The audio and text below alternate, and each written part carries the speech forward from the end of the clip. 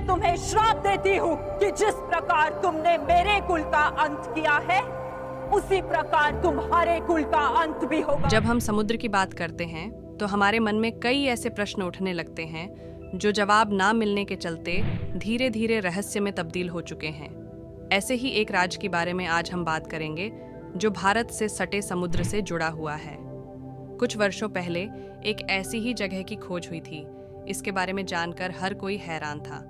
गुजरात की ऐतिहासिक द्वारिका नगरी, जो आज भी गहरे समुद्र में मौजूद है, उसके अंश और उससे जुड़ी तमाम खोज अपने आप में इसमें भाव को जन्म देने के लिए पर्याप्त है। द्वारिका धाम हिंदू धर्म के 4 धामों में से एक है। यह गुजरात के काठियावाड़ क्षेत्र में अरब सागर के द्वीप पर स्थित है। इस नगरी का धार्मिक, पौराणिक एवं ऐतिहासिक महत्व है। ऐसी मान्यता है कि मथुरा छोड़ने के बाद अपने परिजनों एवं यादव वंश की रक्षा हेतु भगवान कृष्ण ने भाई बलराम तथा यादव वंशियों के साथ मिलकर द्वारिकापुरी का निर्माण करवाया था। यदुवंश की समाप्ति और भगवान श्री कृष्ण की जीवन लीला पूर्ण होते ही द्वारिका नगरी समुद्र में डूब गई। इसी क्षेत्र का प्राचीन नाम कुछ स्त्री था। धार्मिक दृष्टि से द्वारिका को सप्तपुरियों में गिना जाता है। वर्तमान में गुजरात में स्थित द्वारिका गोमती द्वारिका के नाम से भी जानी जाती है। यहाँ 8वीं शताब्दी में सनातन धर्म की रक्षा और प्रसार के लिए आदि शंकराचार्य ने द्वारिका पीठ की स्थापना की थी। आधुनिक खोजों में भी इस क्षेत्र में रेत एवं समुद्र के अंदर से प्राचीन द्वारिका के अवशेष प्राप्त हुए हैं। द्वारिका की स्थिति एवं बनावट समुद्र के बीच द्वीप पर किले के समान है। 2 भागों में है द्वारिका नगरी।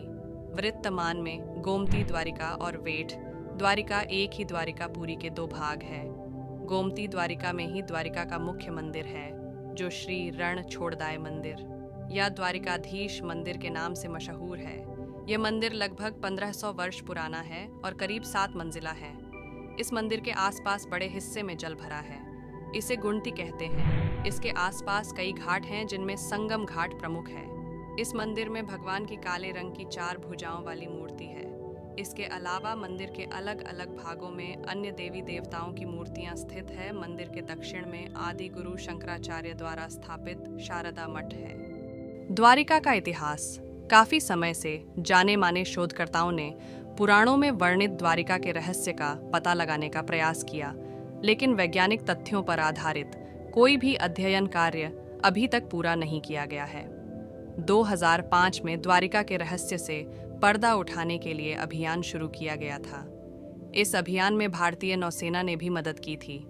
अभियान के दौरान समुद्र की गहराई में कटे, छठे पत्थर मिले और यहाँ से लगभग 200 अन्य नमूने भी एकत्र किए गए, लेकिन आज तक यह तय नहीं हो पाया कि यह वही नगरी है अथवा नहीं जिसे भगवान श्री कृष्ण ने बसाया था।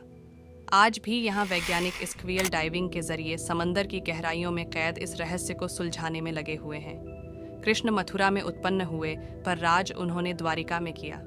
यहीं बैठकर उन्होंने सारे देश की बागडोर अपने हाथों से संभाली, पांडवों को सहारा दिया, धर्म की जीत कराई और शिशुपाल और दुर्योधन जैसी अधर्मी राजाओं को मिटाया।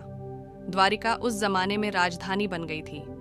बड़े बड़े राजा यहाँ आते थे और बहुत से मामलों में भगवान श्री कृष्ण की सलाह लेते थे। इस जगह का धार्मिक महत्व तो है ही, रहस्य भी कम नहीं है। कहा जाता है कि श्री कृष्ण के मृत्यु के साथ उनकी बसाई हुई यह नगरी समुद्र में समा गई। आज भी यहाँ उस नगरी के अवशेष मौजूद है। गांधारी ने दिया था यदुवंश के नाश का श्राप। महाभारत युद्ध की समाप्ति के बाद जब युधिष्ठिर का राज तिलक हो रहा था, तब कौरवों की माता गांधारी ने महाभारत युद्ध के लिए श्री कृष्ण को दोषी ठहराते हुए श्राप दिया था कि जिस प्रकार कौरवों के वंश का नाश हुआ है, ठीक उसी प्रकार यदुवंश का भी नाश होगा। अंधक वंशियों के हाथों मारे गए प्रद्युम्न। जब श्री कृष्ण ने नगर में होते हुए इन अपशगुनों को देखा, तो उन्होंने सोचा कि कौरवों की माता गांधारी का श्राप सत्य होने का समय आ गया है। इन अपशगुनों को देखकर तथा पक्ष के 13वें दिन अमावस्या का संयोग जानकर श्री कृष्ण काल की अवस्था पर विचार करने लगे। उन्होंने देखा कि इस समय वैसा ही योग बन रहा है जैसा महाभारत के युद्ध के समय बना था। गांधारी के श्राप को सत्य करने के उद्देश्य से श्री कृष्ण ने यदुवंशियों को तीर्थ यात्रा करने की आज्ञा दी। श्री कृष्ण की आज्ञा से सभी राजवंशी समुद्र के तट पर प्रभास तीर्थ आकर निवास करने लगे। प्रभास तीर्थ में रहते हुए एक दिन जब अंधक व वृषणी वंश आपस में बात कर रहे थे, तभी सादेकी ने आवेश में आकर कृतवर्मा का उपहास और अनादर कर दिया। कृतवर्मा ने भी कुछ ऐसे शब्द कहे कि सादेकी को क्रोध आ गया और उसने कृतवर्मा का वध कर दिया। यह देख अंधक वंशियों ने सादेकी को घेर लिया और हमला कर दिया। सादेकी को अकेला देख श्री कृष्ण के पुत्र प्रद्युम्न उसे बचाने दौड़े। सादेकी और प्रद्युम्न अकेले ही अंधकवंशियों से लड़ गए, परंतु संख्या में अधिक होने के कारण वे अंधकवंशियों को पराजित नहीं कर पाए और अंत में उनके हाथों मारे गए। जब अर्जुन को बुलवाया था, श्री कृष्ण ने अपने पुत्र और सादेकी की मृत्यु से क्रोधित होकर श्री कृष्ण ने एक मुट्ठी एक घास उखाड़ ली। हाथ में आते ही वह घास वज्र के समान भयंकर लोहे का मूषल बन गई। उस मूषल से श्री कृष्ण सभी का वध करने लगे। जो कोई भी वह घास उखाड़ता वह भयंकर मूषल में बदल जाती। ऐसा आर्षियों के श्राप के कारण हुआ था। उन मूषलों के एक ही प्रहार से प्राण निकल जाते थे। फिर तो श्री कृष्ण और भी क्रोधित हो गए और उन्होंने शेष बचे सभी वीरों का संहार कर डाला। अंत में केवल दारुक, जो कि श्री कृष्ण के सारथी ही थे, शेष बचे थे। श्री कृष्ण ने दारुक से कहा कि तुम तुरंत हस्तिनापुर जाओ और अर्जुन को पूरी घटना बताकर द्वारिका ले आओ। और वासुदेव जी की बात सुनकर अर्जुन ने दारुक से सभी मंत्रियों को बुलाने के लिए कहा। मंत्रियों के आते ही अर्जुन ने कहा कि मैं सभी नगरवासियों को यहाँ से इंद्रप्रस्थ ले जाऊंगा, क्योंकि शीघ्र ही ये नगर समुद्र में समाहित हो जाएगा। उन सभी के जाते ही द्वारिका नगरी समुद्र में डूब गई।